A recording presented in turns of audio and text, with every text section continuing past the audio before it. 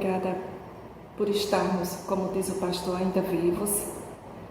Obrigada por estarmos unidos ainda, Senhor, em oração, mesmo que à distância, mas estamos próximos, sempre que estamos próximos, somos uma família, Pai. Te agradeço imensamente por permitir que a gente continue, Senhor, divulgando os nossos cultos semanalmente, que a gente continue fazendo os nossos estudos bíblicos e como estão sendo ricos, Pai. Obrigada, Pai, por me permitir que cada domingo a gente seja alimentado, Pai, por Tuas palavras, pelas orações que a gente recebe e pelas palavras que a gente escuta, Pai, que elas possam nos ajudar a se renovar, a manter a força, que ela possa ajudar, Pai, que a gente consiga superar esse período de pandemia, fortalecidos pela fé e pelo amor em Cristo e unidos, Senhor, com nossos irmãos. Que esse culto seja mais um, Senhor, que venha abençoar nossas vidas. Em nome de Jesus, Senhor. Amém.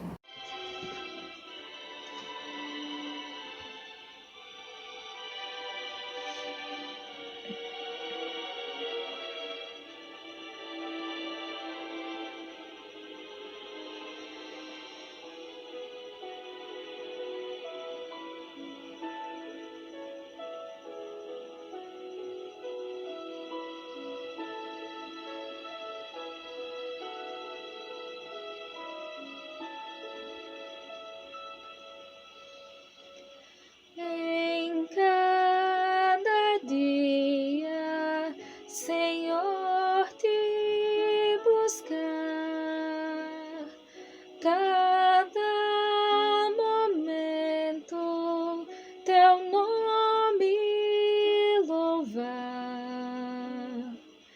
meu pensamento cativo levar, tudo, ó Cristo, pra ti.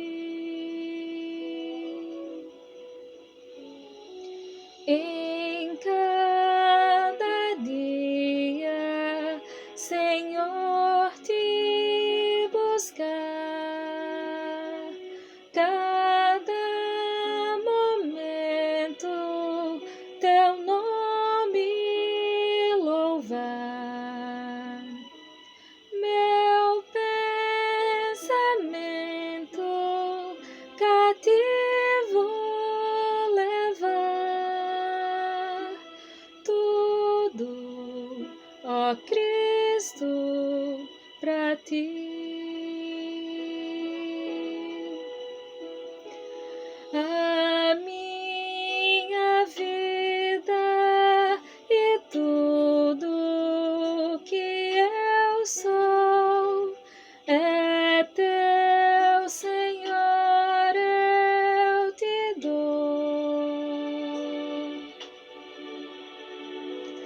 Tudo que tenho, talentos e bens, são teus, Senhor, tu os tens.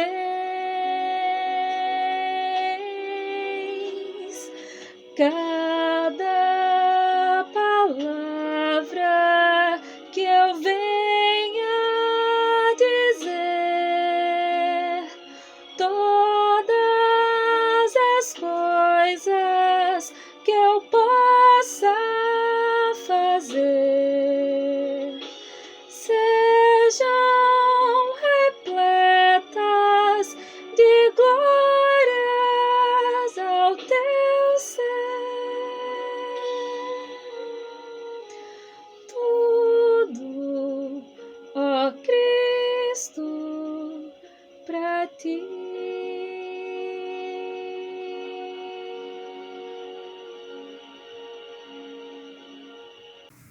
Olá!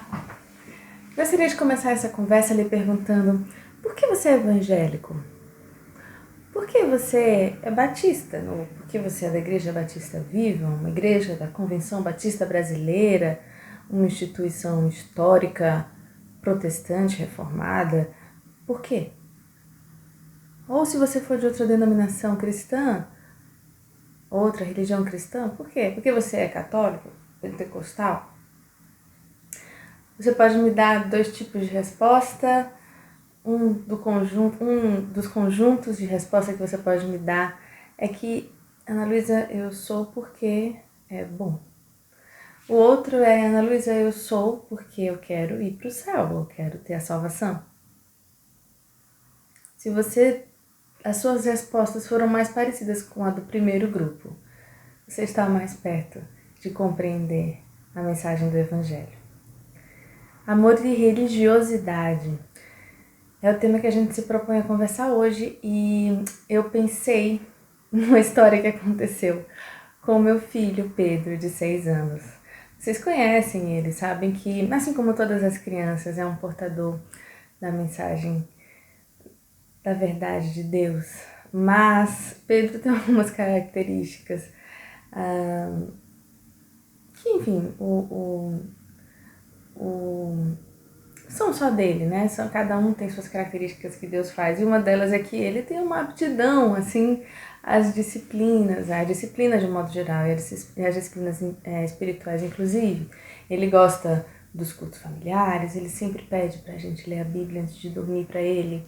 E ele tem uma boa memória, ele memoriza muito bem os nomes dos personagens bíblicos, né? Mesmo meses depois da gente já ter contado a história. Ele ora sozinho, em silêncio, por minutos. A gente fica esperando, às vezes, ele terminar uma oração pra gente começar a comer. Ou seja, se Pedro fosse um adulto, alguém diria que ele é um religioso. Mas aí no início do ano a professora dele perguntou pra mim, Ana Luísa, vocês são evangélicos? Sim, somos. Por quê? Não, porque eu perguntei a Pedro se ele era evangélico, ele disse que não. O Michel olhou pra ele e fez, rapaz, tu não é evangélico não? Vai pra igreja toda semana? Não é evangélico? E Pedro respondeu, mas eu não sabia. Pedro não sabia que era evangélico. Ele sequer sabe o que é uma igreja batista. Ele talvez nem saiba o que significa igreja. Tudo que ele sabe é que ele vai para a igreja aos domingos. Pedro não sabe que ele tem uma religião. Talvez ele nem tenha escutado a palavra religião ainda. E esse é um testemunho bonito, porque, de fato, de que importa, não é mesmo? Se você segue uma vida de relacionamento com Deus, se você desenvolve laços diariamente com o sagrado, né? Se você tem essa vida devocional, esse tipo de testemunho que Pedro tem, que Deus fez assim, óbvio, o que mais importa, né? Se você conhece a verdade, se você sabe que Jesus morreu na cruz para salvar você, e você entregou sua vida nas mãos dele, precisa de religião, não é mesmo? É verdade. Não precisa. Não precisa. A religião, ela é dispensável. A religiosidade é dispensável. Mas tem um detalhe nessa história. É que, embora Pedro não saiba que ele é evangélico batista, os pais dele sabem. Os pais de Pedro frequentam uma igreja, são membros, trabalham nessa igreja, buscam servir a Deus ali. E ali eles obtêm entendimento, inspiração, exortação, orientação para eles próprios viverem uma vida devocional e ensinarem os seus filhos e a sua família a respeito do nome de Jesus. Ou seja, embora Pedro não saiba o que é uma religião, ou sequer que ele é evangélico, o contexto religioso tem o feito ouvir falar de Jesus. Tem lhe ensinado, tem lhe dado instrumentos de relacionamento com Deus. Então, é isso que a religião deveria ser. Um instrumento, mas não o caminho. E aí a gente vai falar de duas formas de se ver a religião. Na primeira forma, eu vou colocar as características que eu acredito que estão presentes na mensagem de Jesus, que é como ele gostaria de ver a religião. Jesus não se refere à religião em si, mas ele fala da igreja, e a gente observa que a Bíblia tem uma unicidade na forma como ela nos orienta a ser igreja, ou a ser religião na linguagem humana, né? Nossa. Esse primeiro grupo de características eu vou batizar de religião saudade. E há uma segunda forma de ser igreja, de ver a religião, que eu entendo que é a religiosidade vã. E eu vou chamar ela de religião código. Vamos falar da religião saudade primeiro. Deus ama a igreja, isso é um fato. Seria muito fácil dizer que Pedro não precisa saber que tem religião, não precisa saber de nada disso, basta ele ter uma vida com Deus e pronto. Mas acontece que não. Deus planejou uma forma da gente estar junto, da gente ser filho dele junto uns com os outros. E esse plano é a igreja, é o corpo de Cristo que ele chama. Isso tão é verdade que a Bíblia parece até uma história de amor entre Deus e a igreja, que termina inclusive com um casamento no Apocalipse. Você sabe que nas cartas de Paulo, o apóstolo, ele vai dizer que vai recomendar que você ame alguém como Deus amou a igreja. Ou seja, existe um carinho de Deus muito grande pela igreja. Sabe, porque a igreja é um lugar de comunhão. Essa igreja que Deus planejou, é a igreja em que os filhos dele podem viver juntos, em comunhão. E é por isso que o Novo Testamento está repleto dos mandamentos da mutualidade. Amem uns aos outros, sirvam uns aos outros, não falem mal, não mintam uns para os outros. Ajudem, né? Sejam hospitaleiros. É por isso que o Novo Testamento está repleto desse tipo de mandamento, né? Porque convém a Deus que nós estejamos juntos e não sós, porque Ele sabe que nesse mundo nós teremos muitas aflições e que é melhor para a gente que a gente não esteja só. Veja, a igreja de Deus é um cuidado de Deus para com suas ovelhas. É um cuidado, Ele sabe que é para o seu bem que você esteja reunido, que você esteja congregado, que você esteja junto a outras pessoas a quem você chama de irmãos, para juntos aprenderem, meditarem na palavra, louvarem juntos e nesse caminho poderem errar também, sabe?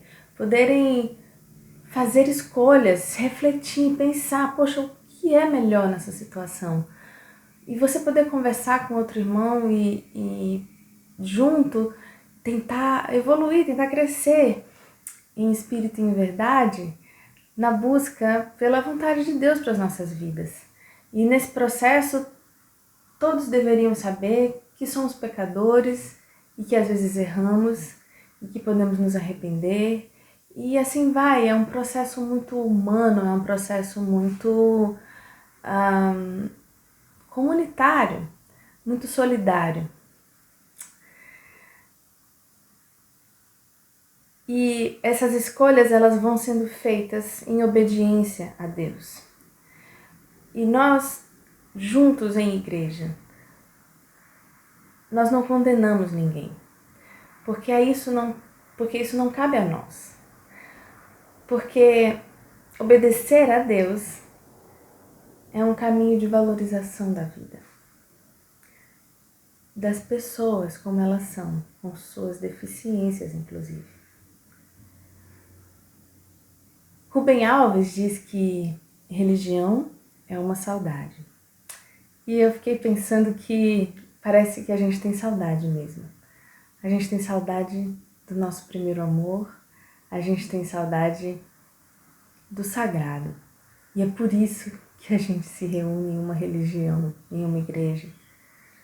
Porque, sabe, você teve um primeiro encontro com Deus e aquele momento foi majestoso, foi único na sua vida. E daí você tem saudade daquele momento em que você viu o Senhor Jesus. E daí você fica com saudade, então você vai e vai começar a continuar frequentando a igreja, ouvindo as mensagens todos os domingos.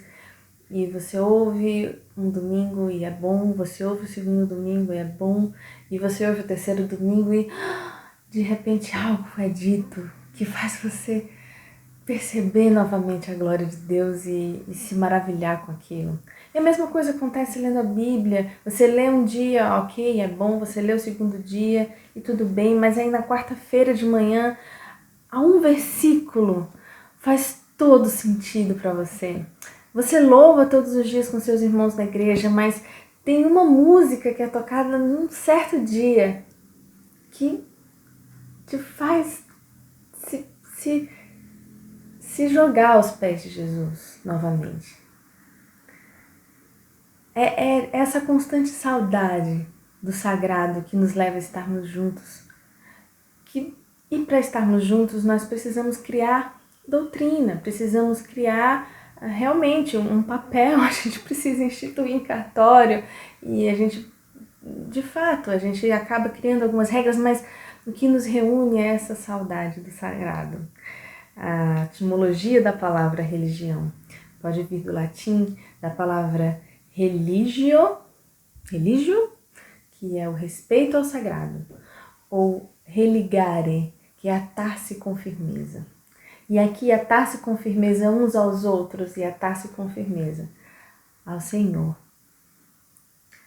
Rubem Alves conta também a história da menina e do pássaro encantado.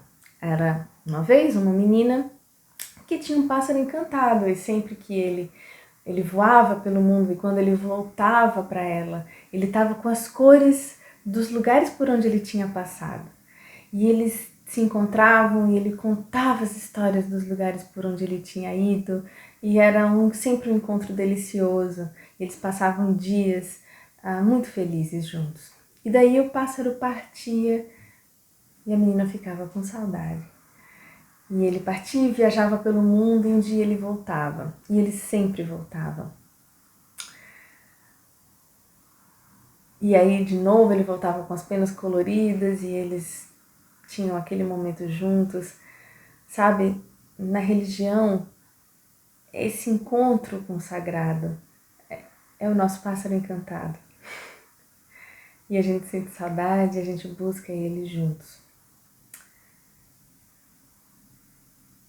O pássaro e a menina vivem numa relação de amor onde há confiança e liberdade. O pássaro voa e volta para ela. E ela confia que ele vai voltar. Confiança e liberdade. Eu penso muito no Salmo 23, no nosso tão caro Salmo 23. A gente deveria olhar para Jesus em igreja sempre com o sentimento de uma ovelha, que é o que nós somos. Quando nós estamos em uma igreja, nós todos, inclusive o pastor, somos ovelhas, ovelhas de Jesus Cristo. Sabe, essa coisa de ser ovelha nos iguala, não é que nos iguala, ela é claro que preserva, mas ela nos coloca numa condição igual, sabe? Não nos massifica, mas nos coloca numa condição de igualdade uns com os outros. E Jesus, o nosso bom pastor, cuida de nós como rebanho. E a gente pode dizer que Jesus é o nosso bom pastor,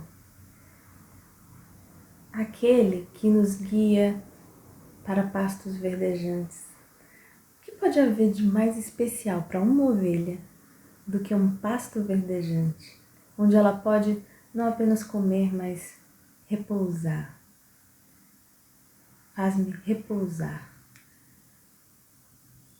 Guia-me mansamente às águas tranquilas, e a gente pode confiar que esse nosso bom pastor não vai nos levar a um poço de água parada, suja, mas a um regato de fonte de água cristalina.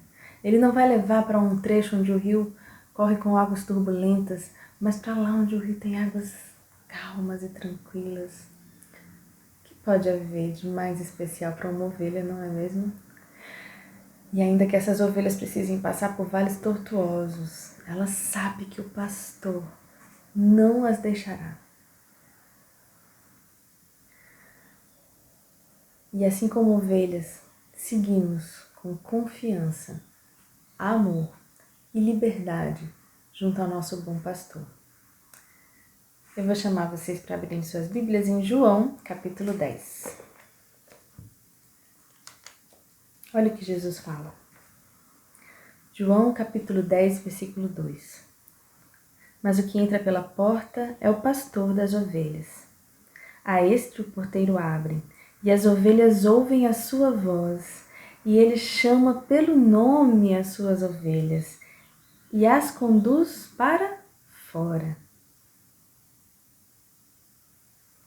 Depois de conduzir para fora todas as que lhe pertencem, vai adiante delas, e as ovelhas o seguem porque conhecem a sua voz. Versículo 7. Tornou, pois, Jesus a dizer-lhes: em verdade vos digo, eu sou a porta das ovelhas. Todos quantos vierem antes de mim,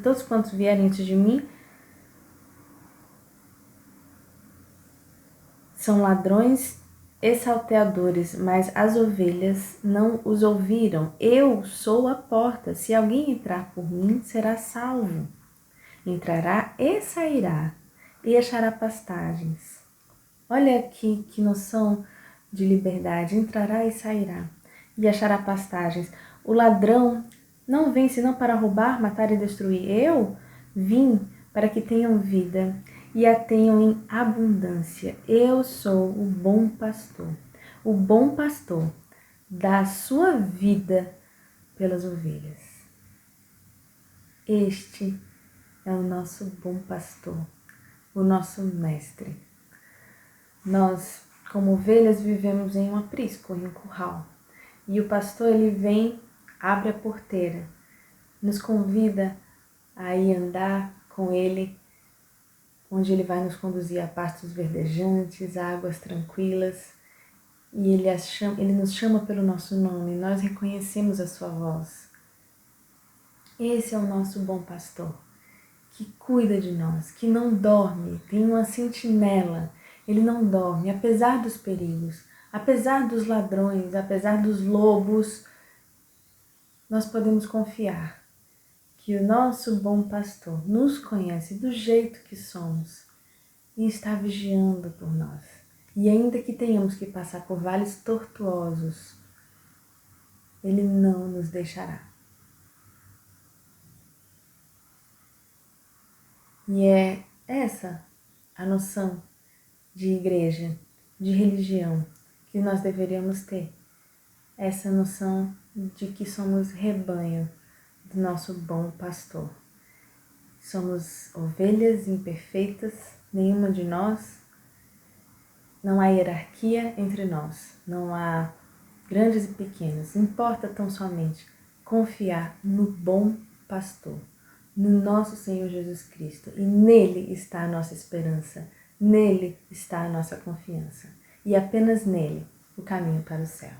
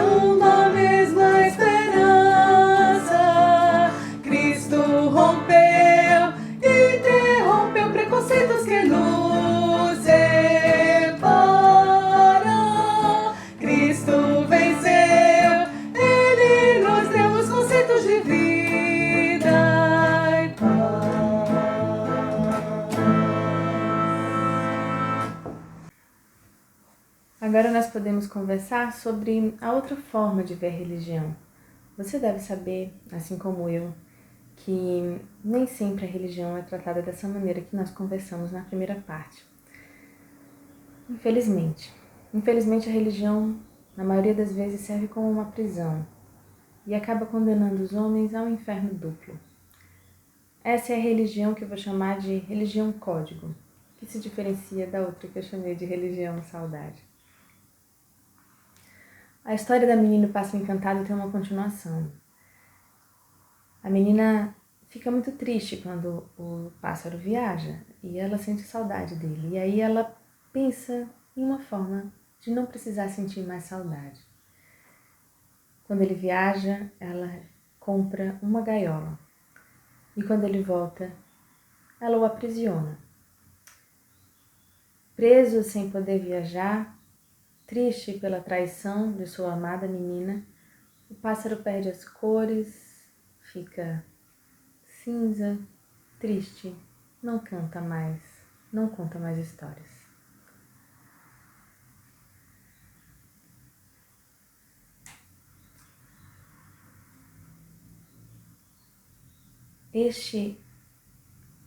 Essa forma de querer aprisionar o sagrado, de querer aprisionar a forma de obter o relacionamento com Deus, de obter o caminho para o céu, é uma forma de tentar colocar Deus dentro de uma gaiola.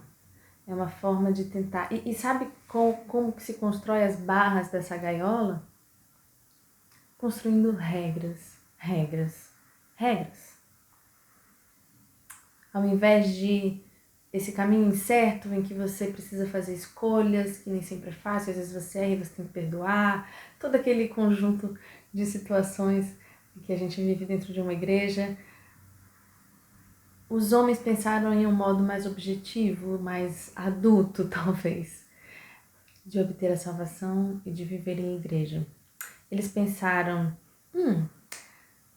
e se para a gente obter a salvação a gente pudesse criar um determinado número de regras? De modo que se as pessoas seguirem essas regras, elas vão poder obter a salvação. Muito mais simples, né? Parece que nós seres humanos queremos sempre manuais de como se viver, de como se fazer, como chegar ao céu, como prosperar. Os fariseus eram apegados ao pássaro dentro da gaiola. A menina não ficou feliz com o pássaro na gaiola, mas os fariseus, eles ficaram. Eles achavam que esse sistema em que você apenas precisa seguir regras para chegar ao céu, para um dia chegar ao trono de Deus, você apenas precisa seguir essas regras. Parecia muito mais fácil para eles, porque eles não precisavam ficar perdoando, amando, cuidando, sendo hospitaleiro, Faz sentido para os fariseus, claro, eles eram judeus e tinham todas aquelas histórias do Antigo Testamento. Enfim, os fariseus tinham os motivos deles, mas eles precisavam entender a mensagem que Jesus estava falando. Uma nova aliança havia de ser feita. Eles não conseguiam entender. E os fariseus, eles faziam as pessoas acreditarem que por elas terem que cumprir tantas regras e não conseguirem, elas sempre estavam muito longe da salvação. Sabe? A ideia deles é que eles gostavam tanto dessa ideia de criar regras que eles criavam até novas regras. Por exemplo, se tinha uma regra na lei de Moisés que dizia para não trabalhar no sábado, eles se apegavam àquela regra e não trabalhavam no sábado, mas eles iam além, eles criavam a normatização da lei do não trabalhar no sábado. Como, por exemplo, vamos criar uma regra para dizer o que vai ser considerado trabalho e o que não vai ser considerado trabalho. Por exemplo, caminhar pode ser considerado um trabalho, porque você viaja de uma cidade para outra caminhando. Então vamos criar aqui. Caminhar até 2 milhas não é trabalho. Se você caminhar mais de 2 milhas, aí já é trabalho. Veja, Deus nunca falou em caminhar 2 milhas. Isso sequer estava na lei de Moisés. Mas os fariseus precisavam, sabe, da regra. porque eles precisavam que tivesse lá escrito como fazer, o manual, sabe? O manual. Daí eles começavam a se apegar por essas normas pequenas que eles mesmos criavam, até mais do que a própria lei de Moisés. O problema é que esse sistema sempre faz com que as pessoas sintam que não estão fazendo o suficiente. Sintam que sempre estão em débito, porque elas estão sempre errando, elas estão sempre não conseguindo cumprir todas as regras. E isso tem um problema também, é que os fariseus, eles eram muito bons em seguir as próprias regras. Eles eram muito bons. Olha, era um sistema, então, em que os fariseus buscavam a aprovação dos homens, buscavam a autoexaltação. Eram hipócritas, porque condenavam as pessoas, falavam para as pessoas que tinham que seguir regras, mas eles próprios não as ajudavam, eram as regras deles próprios, ou seja, era algo desumano para as pessoas. Por isso que Jesus precisou fazer uma nova aliança. Por isso que Deus precisou mandar o seu filho. Pensem comigo. Se, para uma pessoa obter a salvação, ela só precisa ser boa em cumprir as regras, qual é o papel de Deus nesse sistema? Se, para ir para o céu, basta que você siga determinadas regras, uma determinada doutrina, se para chegar ao céu basta que você seja de uma doutrina e você siga os seus ritos, qual é o papel de Deus? Você entendeu que a norma, ela ganhou um papel tão importante que ela tira até a importância de Deus, do próprio Deus? É como se a regra virasse a nossa divindade nesse sistema.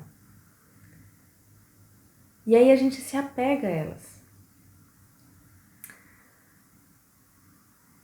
O rito, a doutrina, são as verdadeiras divindades que te levarão ao céu. Esse sistema ele é baseado em uma meritocracia e, enquanto tal, ele é individualista. Porque, veja, se para você chegar ao céu basta você seguir as regras, então você não precisa de mais ninguém. Pelo contrário, estar com outras pessoas pode até lhe atrapalhar. É melhor você ficar sozinho, é melhor você ficar lá, você e você mesmo, preocupado em seguir suas regras, preocupado na sua moral, preocupado com a sua imagem perante os outros, que você é uma pessoa que cumpre as regras, né? Você é bom nos rituais, você quer os assentos de honra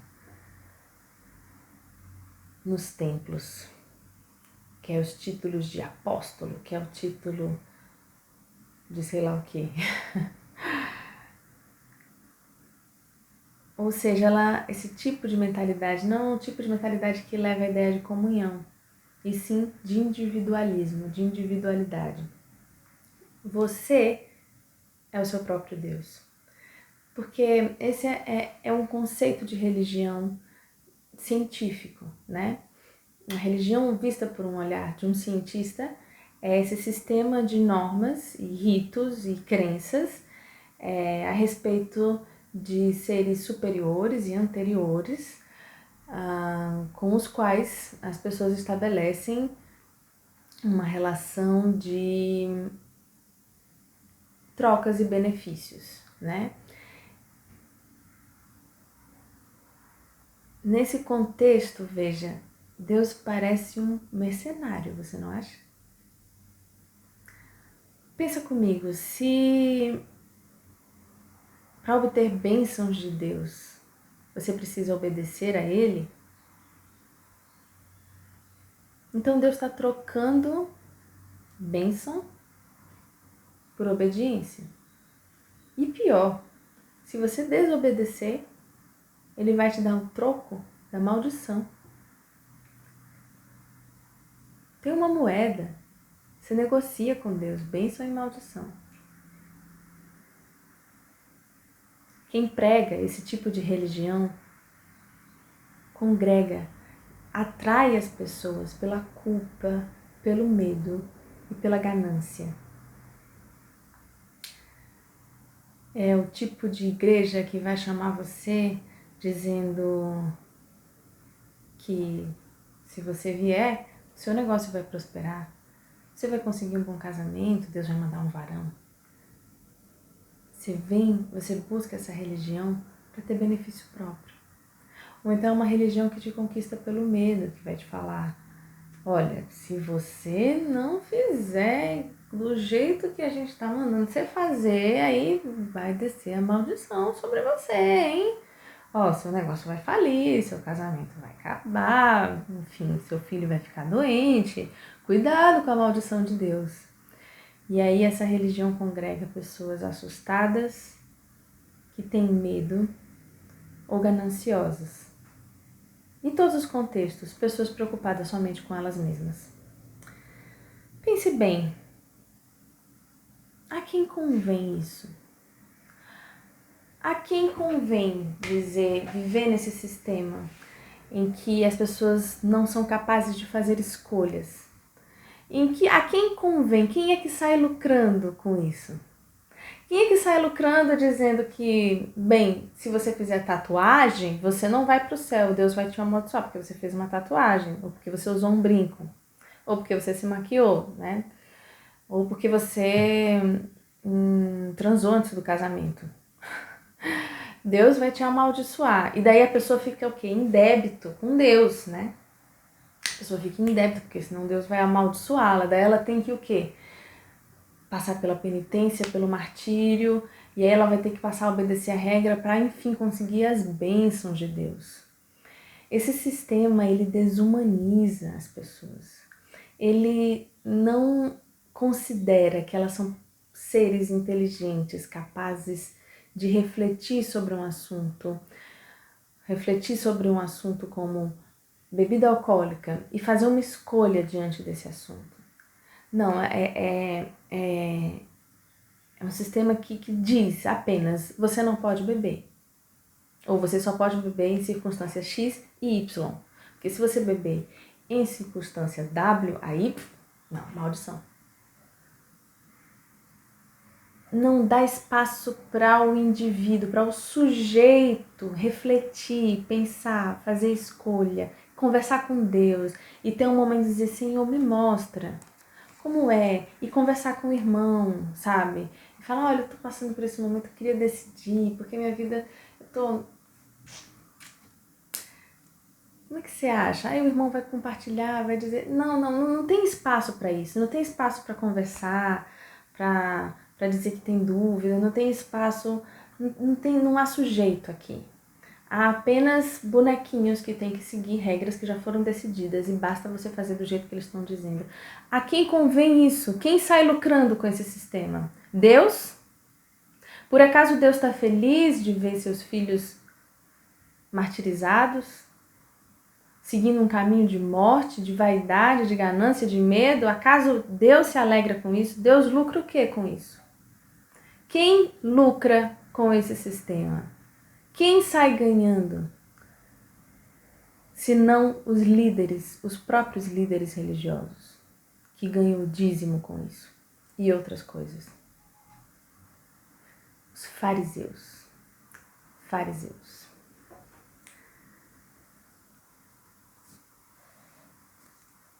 Eu escutei em um dos sermões que eu ouvi que o maior inimigo de Jesus, enquanto ele viveu aqui entre nós, não era Satanás, mas os religiosos. Esse trecho que nós lemos há pouco, que o ladrão veio para matar, roubar e destruir, Jesus não está se referindo a Satanás. Ele está se referindo aos religiosos. Não é à toa que ele conta a parábola do bom samaritano. O homem à beira da estrada que foi assaltado e machucado, violentado. Um religioso passa, outro religioso passa, e é um samaritano que se compadece e cuida daquele homem. Um samaritano, ou seja, uma pessoa que tinha outra religião, que era de outro país. Se fosse hoje em dia, era como se fosse, não sei, talvez um muçulmano?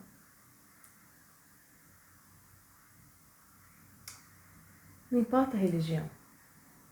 Importa conhecer o amor e a justiça de Deus. Conhecer o amor e a justiça de Deus. Amar a Deus sobre todas as coisas e ao próximo como a ti mesmo. É desse tipo de religião.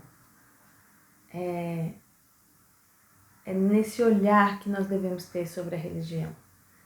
E não esse sistema ganancioso e meritocrático da religiosidade vã. Porque essa religiosidade vã leva as ovelhinhas de Jesus para um caminho de morte. Por isso que os religiosos foram os principais inimigos de Jesus. Não teriam sido eles os responsáveis por arquitetar a morte de Jesus?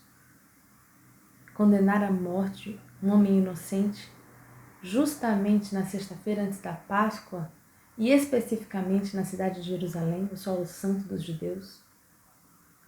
Uma morte arquitetada de um homem inocente.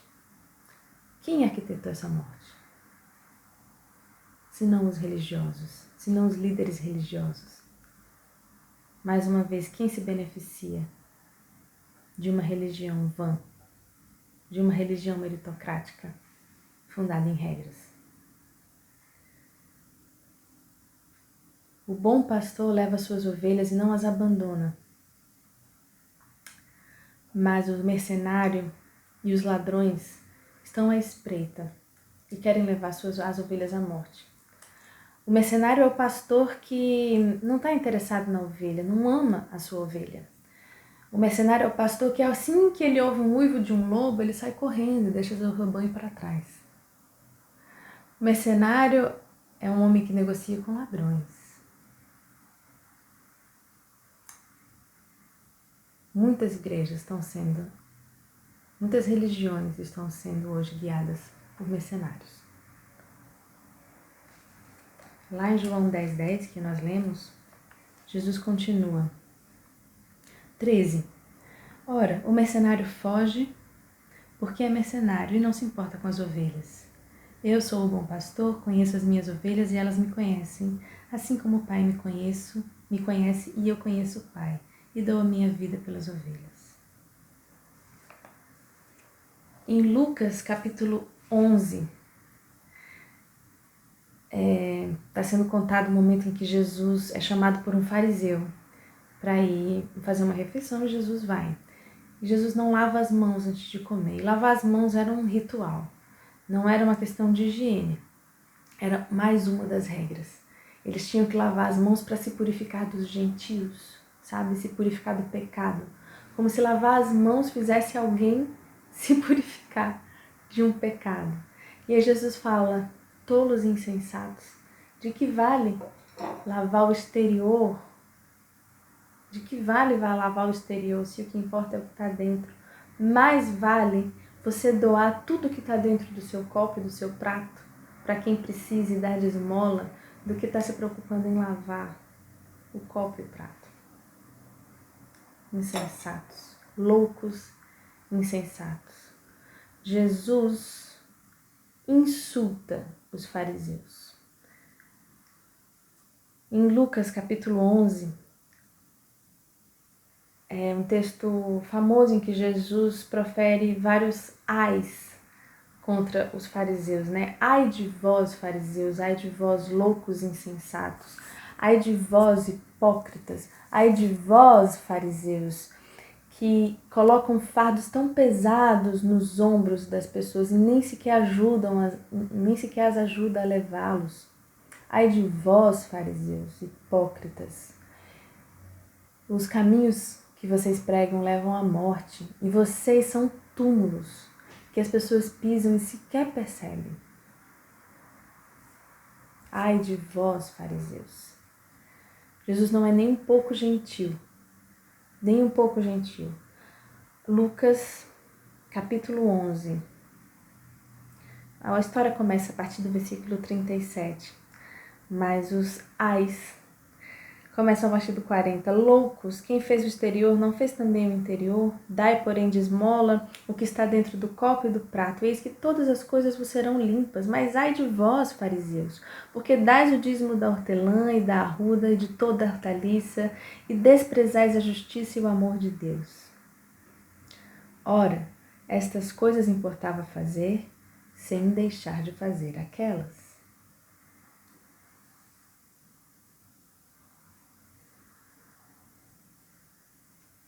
O religioso é essa pessoa que está preocupado com o dízimo até do tempero que vai usar. Mas não sabe, não se preocupa com o amor de Deus, com a justiça, com o próximo. Você acha mesmo que faria sentido Deus estar mais preocupado com a 10ª parte da hortaliça de um religioso do que com os seus pequeninos, do que com as suas ovelhinhas que padecem na miséria? Jesus, quando se despede de Pedro, ele fala: Pedro, cuida das minhas ovelhinhas, cuida dos meus pequeninos. Isso é muito importante para Deus, que nós cuidemos uns dos outros. Por isso que ele diz: ai de vós, fariseus, loucos, insensatos, que dão a 10ª parte da hortelã, mas desprezam a justiça e o amor de Deus. Não. A verdadeira igreja de Deus, aonde nós deveríamos fundamentar a nossa religião, é uma igreja que se preocupa com o outro, que reverencia o sagrado, que quer atar-se uns aos outros e atar-se ao Senhor que está no céu, que deseja que o teu reino venha à terra. E isso é muito difícil, mas nós estamos juntos, é essa a ideia da igreja. É para isso que nós precisamos estar juntos, porque nós precisamos buscar o reino de Deus. Buscar o reino de Deus, um plano maravilhoso, onde não há miséria, não há fome, e esse dia vai chegar, esta é a nossa esperança, e nós seremos usados por Deus. Nós, como suas ovelhas, seremos usados como instrumentos nas suas mãos, para alcançar esse reino santo e maravilhoso, onde não haverá dor nem sofrimento. É por isso que nós estamos reunidos em igreja.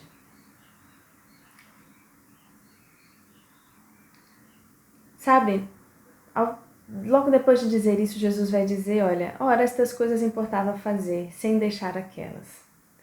Importa se ocupar da justiça e do amor de Deus. Em primeiro lugar, isso é essencial. Sem deixar de fazer aquelas. Na história do meu filho Pedro, que eu contei no começo, seria mais fácil dizer que não importa a religião, não importa a igreja, basta que ele conheça Jesus, basta que ele creia em Deus e pronto. Isso é o essencial, e de fato é. Só que Jesus diz, importa fazer estas coisas em primeiro lugar, sem deixar de fazer aquelas. Ou seja, Jesus ainda diz que importa sim, em segundo lugar, se saber da doutrina, se saber da igreja, se saber das nossas obrigações como cristãos, dos nossos ritos. Eles têm alguma importância, eles têm também o seu lugar, eles têm também alguma relevância, mas desde que eles sirvam como um instrumento nas nossas mãos, desde que eles nos ajudem a estar mais perto de Deus, em comunhão uns com os outros. Que Deus nos ajude.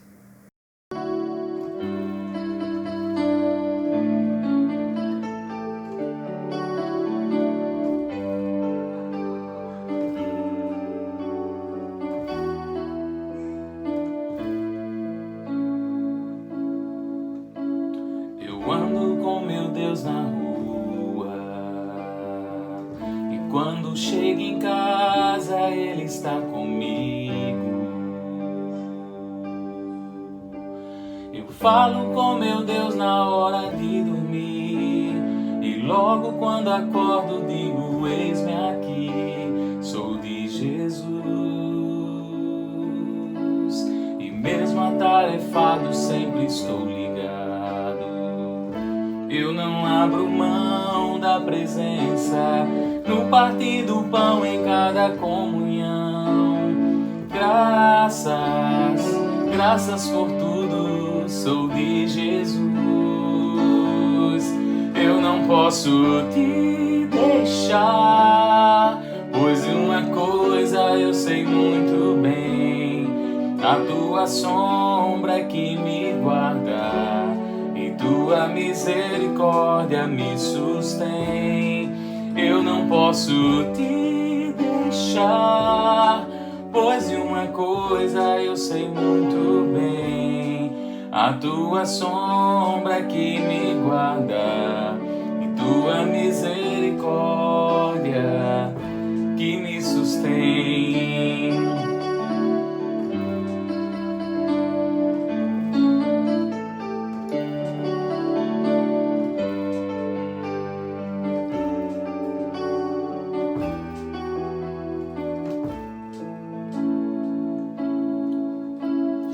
Mesmo atarefado, sempre estou ligado. Eu não abro mão da presença no partir do pão em cada comunhão. Graças por tudo, sou de Jesus. Eu não posso te deixar, pois uma coisa eu sei muito bem: a tua sombra que me guarda e tua misericórdia me sustém. Eu não posso te deixar, pois uma coisa eu sei muito bem: a tua sombra que me guarda e tua misericórdia que me sustém. Pai, perdoa os meus erros e me ensina a perdoar. Venha a nós teu santo reino e me ensina a amar. Pai, perdoa os meus erros e me ensina a perdoar. Venha a nós teu santo reino e me ensina a amar. E mesmo atarefado, sempre estou ligado. Eu não abro mão da presença no partir do pão em cada comunhão. Graças por tudo, sou de Jesus. Eu não posso te deixar, pois uma coisa eu sei muito bem: a tua sombra é que me guarda e tua misericórdia me sustém. Eu não posso te deixar, pois uma coisa eu sei muito bem: a tua sombra é que me guarda e tua misericórdia que me sustém.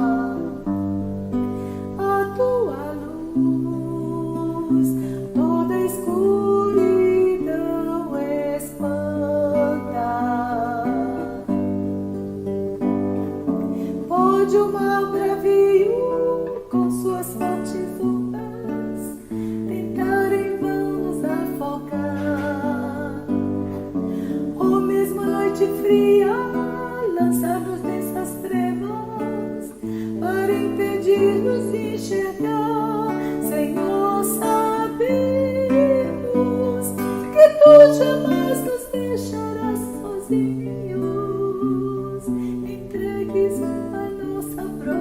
sorte, não abandonarás, nem desampararás aqueles que somente te confiam, Senhor, sabemos, e por jamais nos deixarás sozinhos, entregues a nossa própria sorte. Não abandonarás, nem desampararás aquele que somente em ti confia.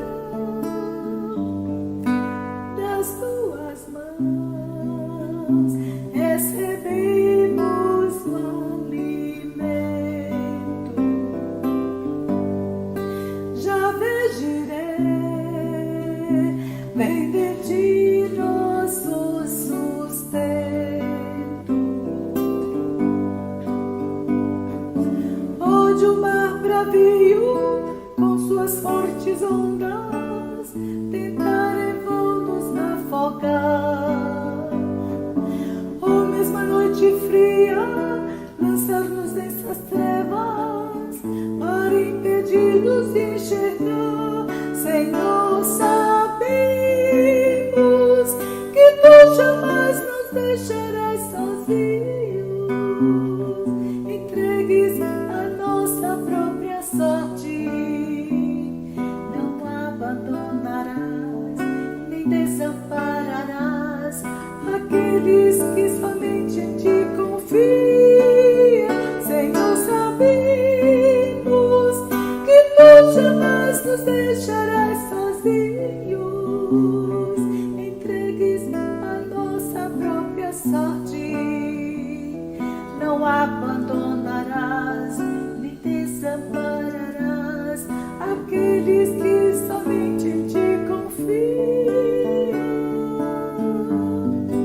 Tu és farol que nos guia na tormenta,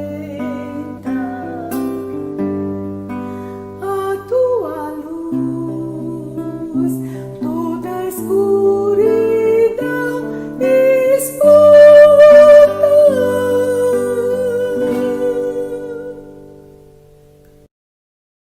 Oremos.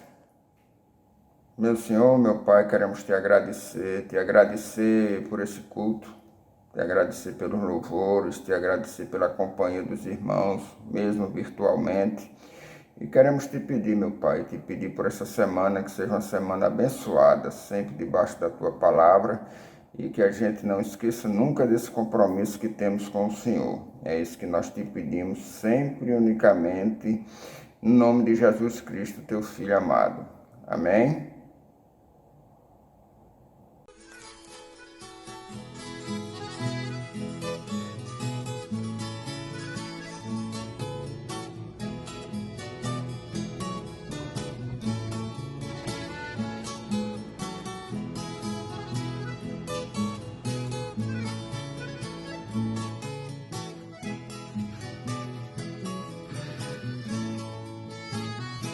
Não fica bem, a gente passa bem e o outro carestia.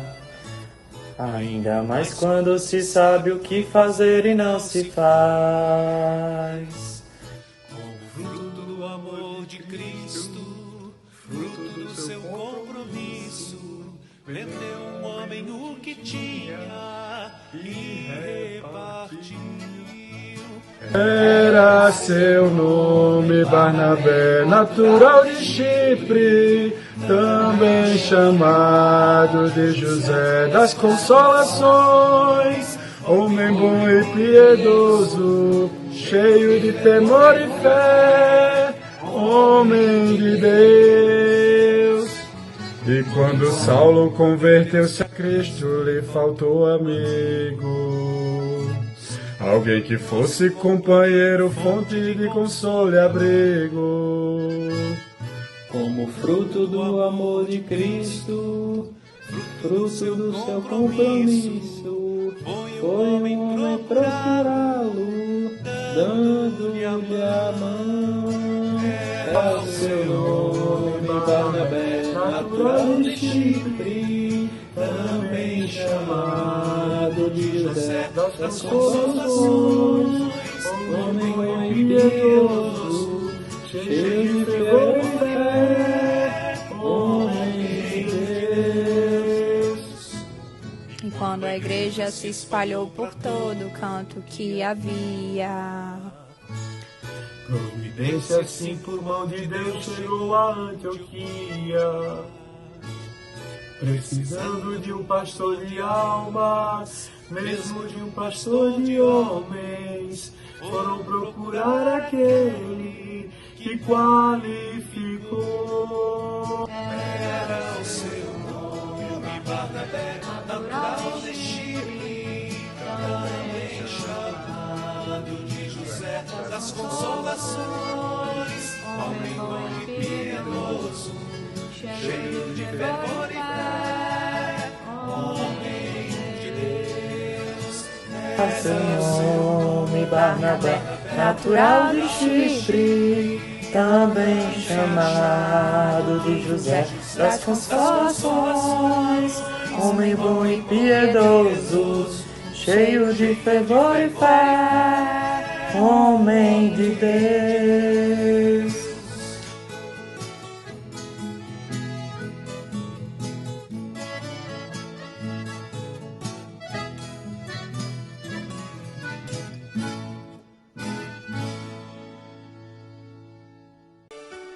Se alguém quer mesmo agradar a Deus, saber das coisas, compreender, mostre mansidão de seu caminhar, ser gentil no gesto e